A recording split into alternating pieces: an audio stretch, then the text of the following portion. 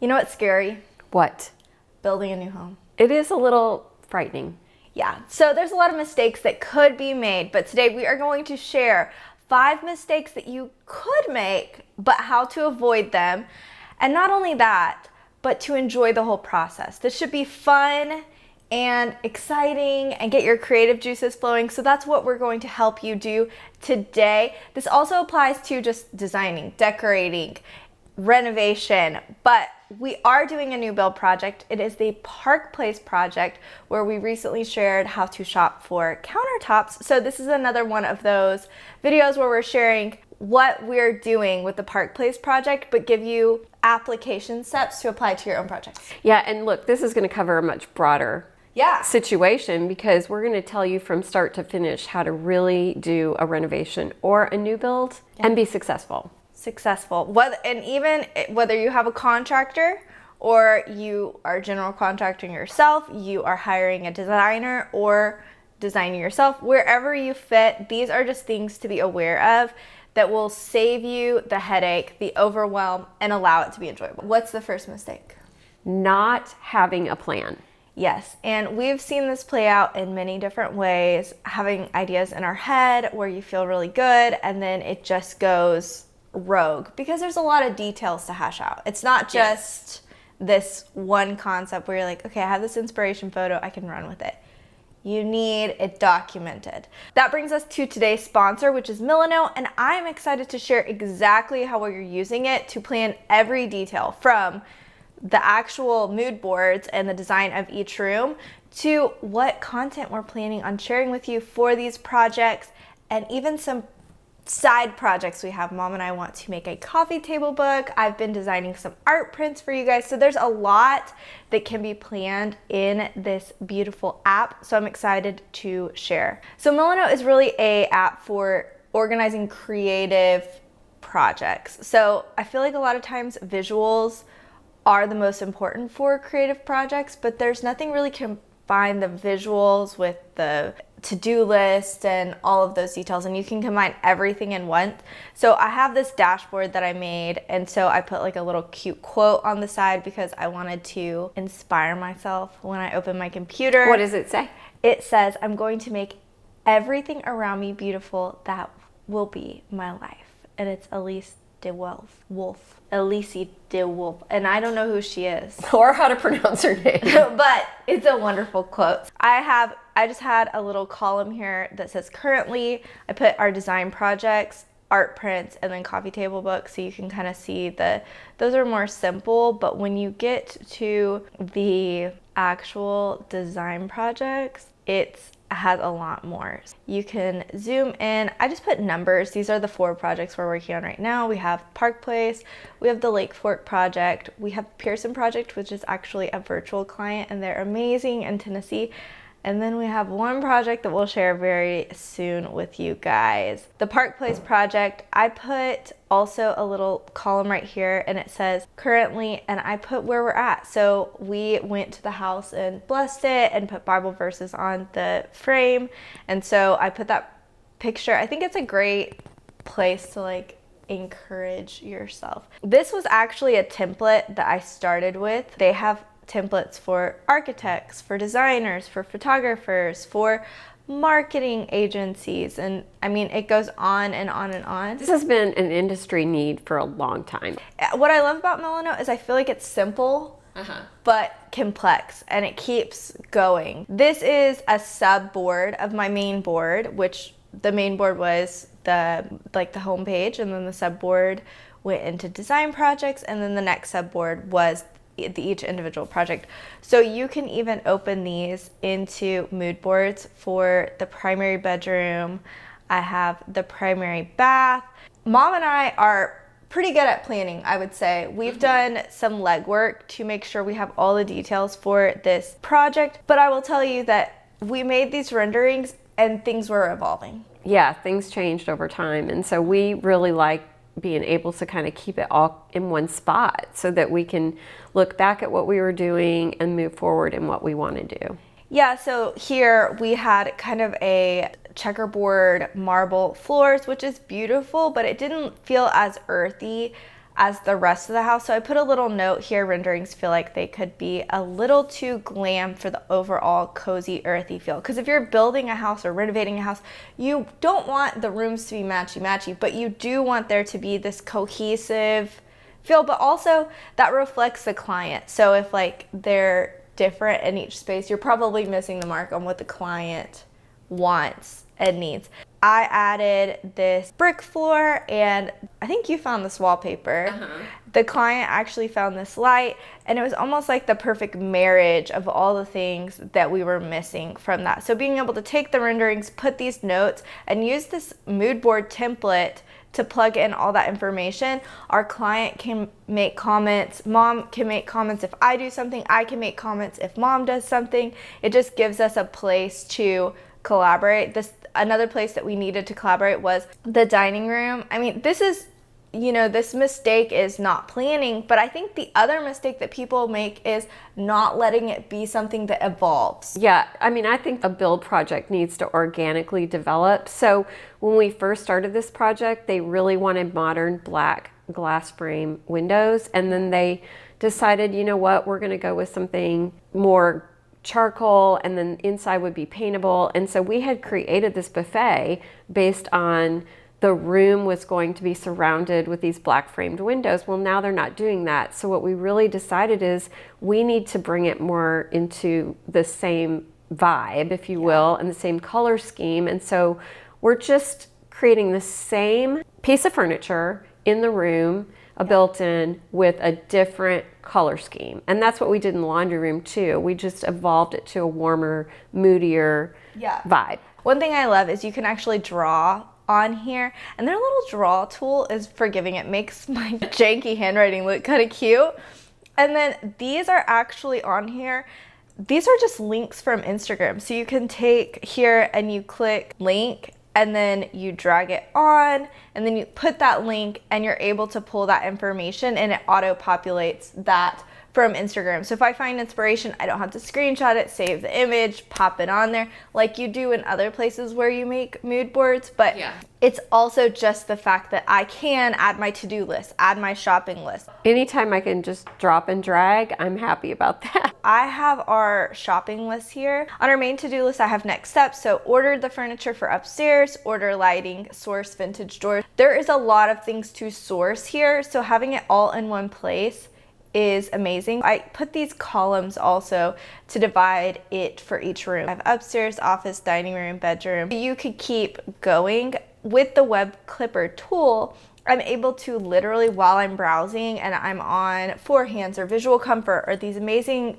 websites with furniture and lighting that you can shop, I use this little tool and then it auto populates. I can push save to, and here I am putting save to shopping list. And then that makes it to where I can then drag it to wherever I am shopping. And then if I order it, I can put a little check mark. You don't realize how much there is involved in building a house, especially for this particular client. They are not bringing anything with them. So we literally started from the ground up. It's nice to be able to have it all in one space where we can have page by page instructions on how to get to the finish line. Yes, and having your to-do list in front of you for those main things. We put the to-dos for the whole project. That would overwhelm me. But this simplifies it, knocks out the overwhelm. You know how like laundry room sometimes, or my chicken coop, people act like it's overkill to make it so beautiful. But when you're doing chicken chores or laundry or things that maybe your brain doesn't, that's not your strength, if you will, you need an environment to make it somewhere you want to go. So to me, Milano is that. It's that place you want to go. Right. When you have to-dos or like admin stuff is not our... No. But creative stuff is totally, we thrive in that. The possibilities are literally endless. I mean, I really love this. I really do. I want to just like... Dive in.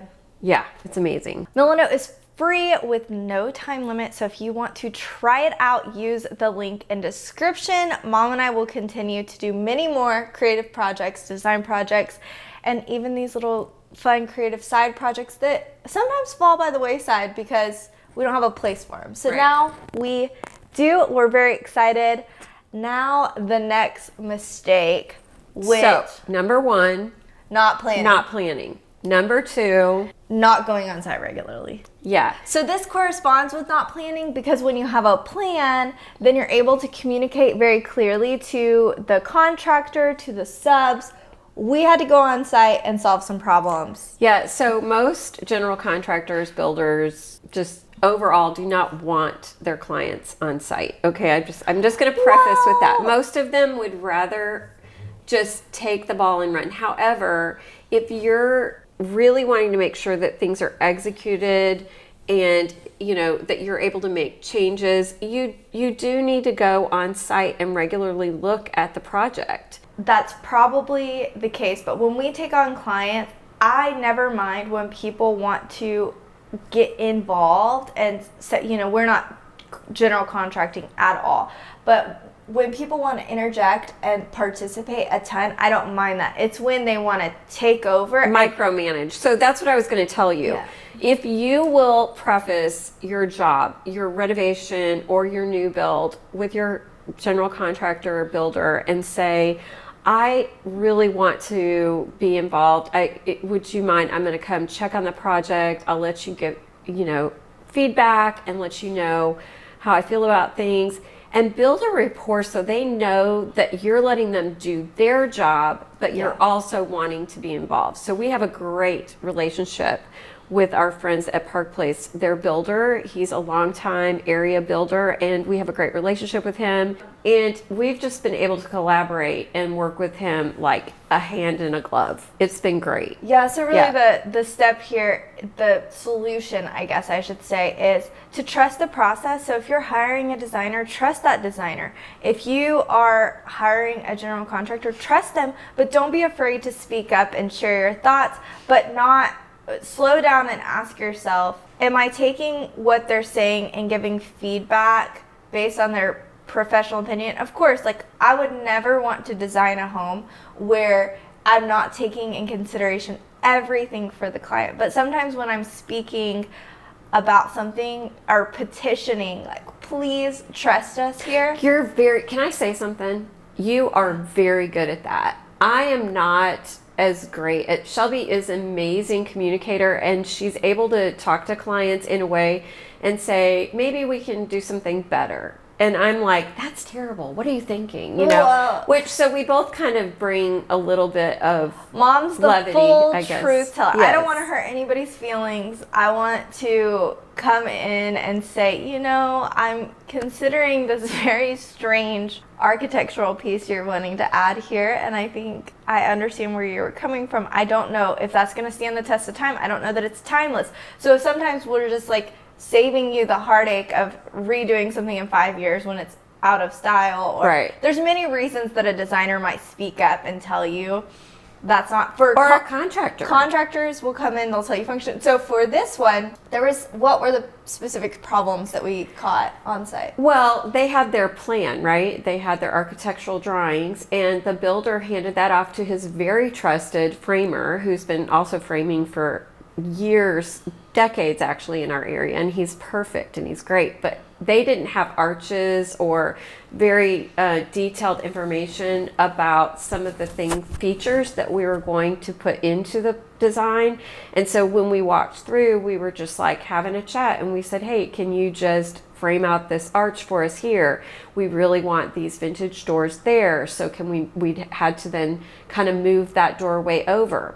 But also, when you come in on the beginning at the level of even foundation and framing, you can catch things that you want to possibly shift or change to make your life better. So, for an example, in this project, we actually cantilevered or moved a wall a little bit in order to make the bathroom bigger so that they could have a normal sized tub. Because essentially she wanted a slipper tub, and it was going to be a true slipper. It was going to be this big. And we said, you're not going to be able to really enjoy a bath, so let's just move it over a foot. So there's just a lot of things that when you get on site, you can find and discover and make better. Yeah. And I think it's just your mindset. Are you going in to just double check and you have something to refer to because you made a plan? You made this plan. So we even taped our renderings to the frame so that contractors could see where we were going from. And it was kind of fun because then they were able to be like, wait, I don't think this is being added or whatever. So there's many eyes. A project at this scale needs many eyes to double check, triple check, and not too many chefs in the kitchen. Right. But just many eyes, and let people who are the best at their job. I don't want to go in and frame. No, I'm not a framer. But I'll ask the framer to do that. So that brings us to the third mistake, which you're great at. Oh my goodness. I'm bad at. What? Okay, so do not be afraid to speak up early. So the frame went up, or they were framing in process, and we noticed we needed to move that wall so that she could have a proper bathtub. They would never be able to straighten their legs in that bathtub. And so I'm like, well, mistake is made. They are over. Yeah. Because I don't want to go in and say, hey, this more work to be done, change order. Mom is change order queen. She's coming in hot, like, move the wall. Well, I will say. But it is a benefit because this is their forever home. Right, this is their retirement home. I will say, it sounds worse than it is because really, like Shelby said, if you have a plan, those change orders, while they may seem big, they're not very many. Yeah. We really came in and there is a framed door. They would have had to have that framed door in order to create that arch anyway. Yeah. So we were just adding some function and some beauty. And the framer that we were working with is wonderful and was so happy. And he even gave us ideas for the entryway because we realized we just didn't have any really wow factor in there. And so we're like, can we do something with the ceiling?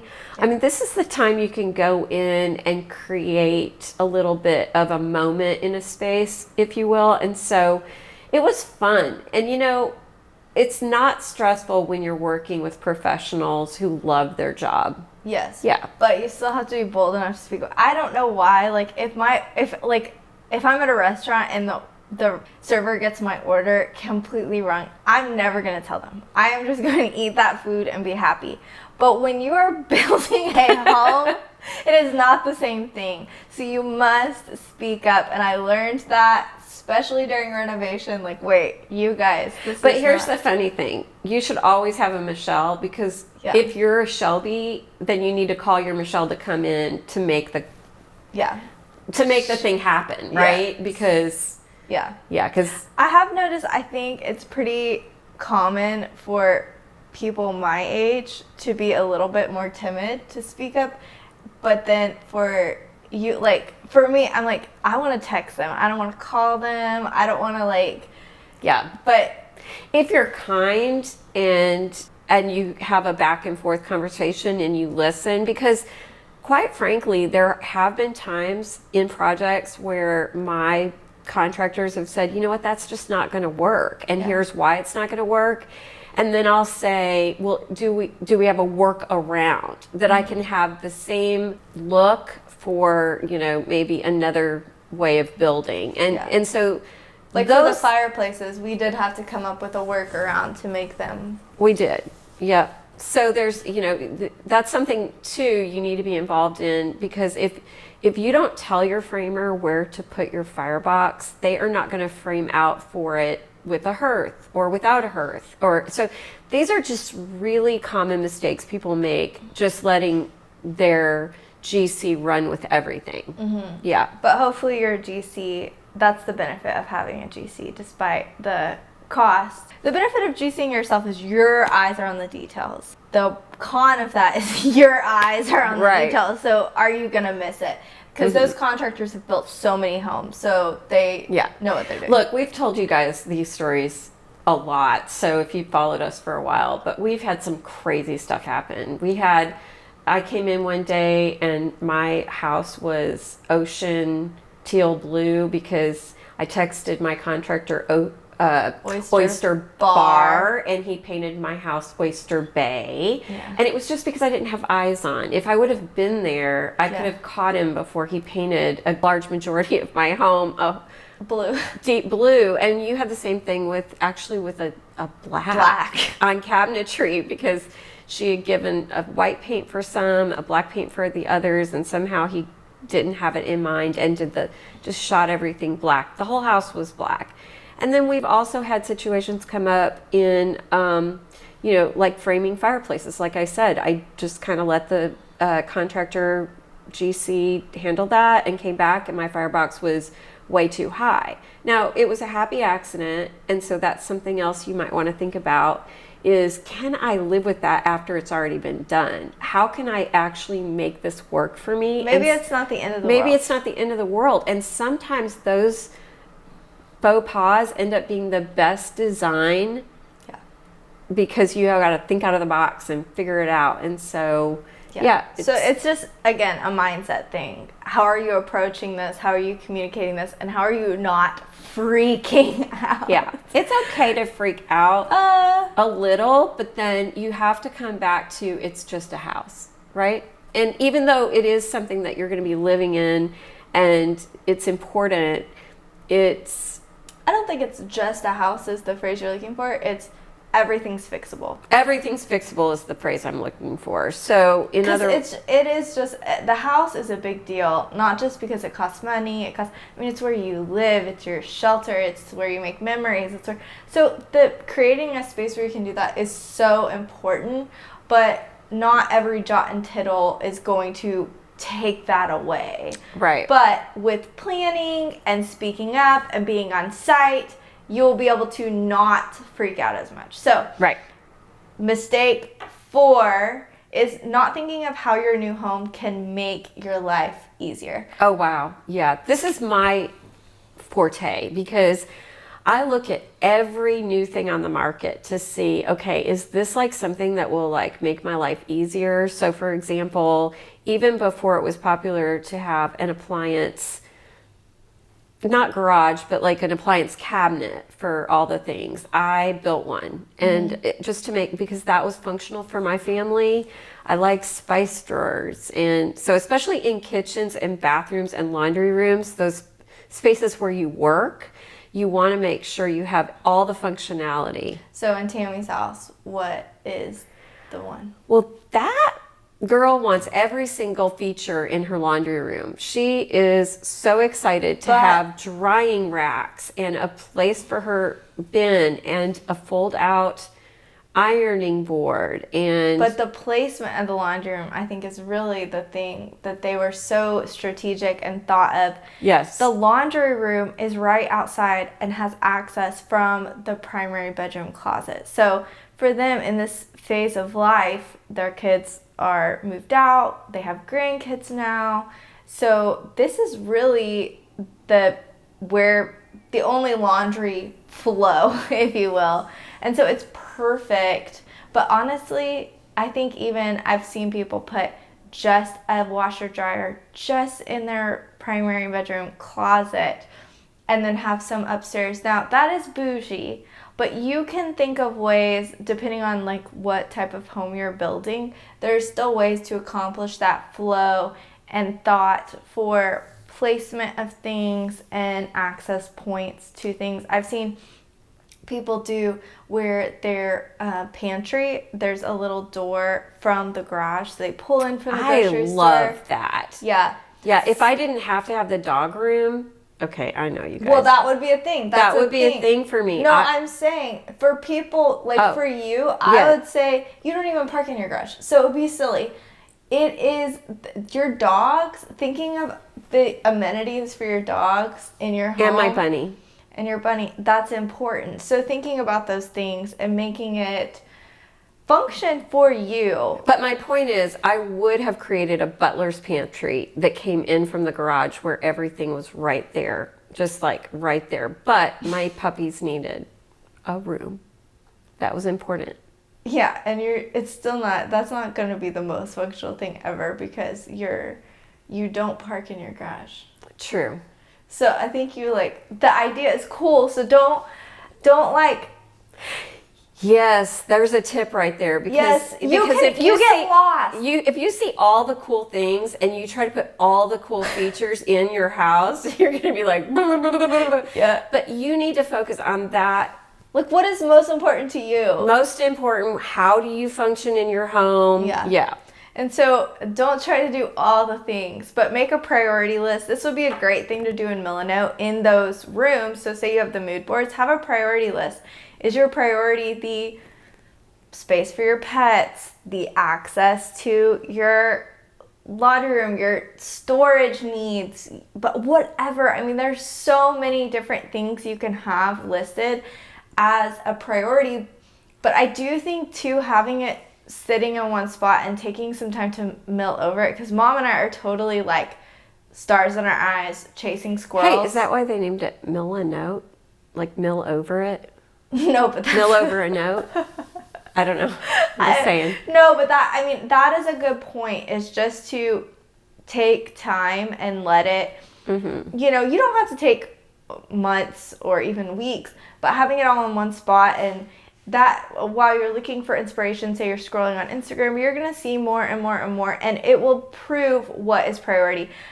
You know, when we were doing a home tour with Cavi Interiors, the first one, the Silverwood project, I was like, what's your one design tip? And she said, let the budget lead the way, because it's going to prove what's actually priority. What are you willing to make an investment? So say you have, let's just, for the sake of this, say you have $40,000 to renovate a kitchen and a bathroom. Well, in this economy, so you might find, like, for example, we really, for the cabin, we want a copper vent hood.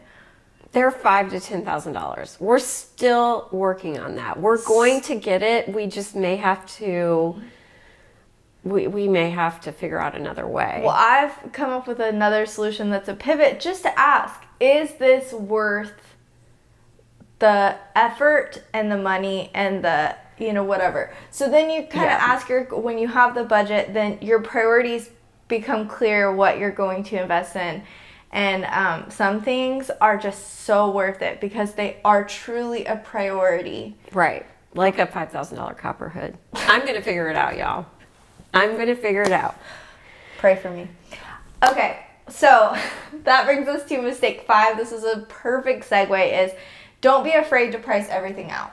So we went to shop for countertops and looked at many and assumed I'm always attracted to the most expensive thing in the room, and it's because I am this woman's daughter. It's something about us. We're like, oh, $300 salt shaker. Right. This is a great option. She's still rubbing it in. So with that being said, I always assume, well, that's probably out of my price range. But if you do quote it out and have everything on paper, there's many options. You can either say, okay, what's a more cost-effective way to get the same look? I've even made, if y'all want to take them, I made a looks for less guide. Well, you can call it a guide, but really it's just it's mood boards. And you see, okay, these looks are very similar for different price points. One's $14,000, one's $5,000 for a whole living room. And so you're able to do that. Could use Milano to do that if you wanted to, but if you were doing a kitchen or whatever, it's worth it to price it out, to know, like, maybe you can, actually some of those stones were more cost effective than we thought. Right. Like, and shockingly, some that we thought were going to be cost effective were much more. And so we just had to kind of pivot. And it's the same thing on all of our projects right now. We're doing the high-low thing. And this is where you take your budget that your contractor, general contractor, or even you made yourself, and you might say, you know what, this is worth the investment. I'm going to do something else a little bit more cost-effectively. So you buy a $5,000 copper hood, and then you have no money for nothing else. Right, but here's the point about point number 5 is that you want to make it to the finish line. Yeah. You need to be able to budget to get across the finish line, because there is nothing worse than moving in your home and being sad that you can't have, you know, a piece of furniture that you want, or art or something else. Yeah. And there are times to wait for things. You know, Yeah. we have clients right now that are waiting for a pool, but at the end of the day, But because you have the budget and the plan, you can strategically look on how to layer those things in. Like for me, I one day want to build a second story. No, but I really do actually want to do that. But in reality, that was why I did some really cost-effective things, because I knew this is a long-term home for me, but the way that it's laid out, it would be a lot better if the kids were upstairs. So I sourced flooring from it's a supply company that buys from like overruns from builder homes and stuff like that. So they have large surpluses of overruns and things like that. And so you bought from a surplus company. It was a great flooring. Yeah. It was perfect. But I didn't want to overinvest, and then when I take that wall out, I will have to redo all of those floors. So I was able to source them within a reasonable budget. So whatever I rip out in the future, say I do that in 4 or 5 years, it's not going to hurt your feelings. No. Yeah. So it's sometimes you are doing things in layers, and whether you're building a new build and you're adding amenities as you go, or you're renovating, or you're buying a home and slowly doing one project at a time, you want to do those strategically where it's not, you know, taking convenience in the experience. You're still loving the home that you're living in, even if it's in progress. And in progress, as long as you have that mindset where you're like, wow, this is enjoyable. And pull the trigger on things you know you won't go back and do later. I told my neighbor yesterday, she's doing a renovation, and she redid the cabinetry in the kitchen, but she has cabinetry in the den, and so they're not going to be the same, and they're in view of one another. And she goes, I'll come back and do that later. I said, no, you won't. You have all those contractors in there. And it's more cost effective. Well, I was going to say, they're already making a mess. They're already cleaning up. They're already there. I promise it's going to be significantly less if you can afford to do that all at once. Sometimes you can't. So we're not saying go. What did you use? The phrase you used earlier? Don't blow your wad. All of it just like at one time, and then you get to the end and you're like sad, you know, because there's a lot of ways to go really far with a little bit of money, and even in this economy. So you just have to have a plan. You have to be on site. You have to be engaged, and you can do it. So I actually I hope this video is encouraging. Like, I know we labeled it mistakes not to make, and that's really because I'm trying to get your attention and get you to come into the video, but she's trying to reel you in. But my goal is really for you to be encouraged. Like, wait, I could do this. I could renovate my kitchen. I could even decorate your living room, pick out furniture. I can make a plan, and I can do this. Okay, so I do have a freebie for you guys if you are just trying to jump into home design. I made some vintage art gallery downloads. So you download the art, you print them yourself, and you find frames, either vintage or new. And I have tips on even how to print them, so you can get the link in a pinned comment. Is that it? Is that all we have to share today? That is all. And really, honestly, just enjoy the process as much as possible. It can be stressful, but then come back to center and just say, okay, what is really important? And remember that it's all about just making a space for family and memories and conversations. And so remember what the end goal is. Yes. Yeah. And it can be fun. It can. So remember to go check out Milano. I hope you guys really enjoy it. We are having a blast with it. And close this out. Yeah, like, subscribe, share with your friends, and we'll see you next time.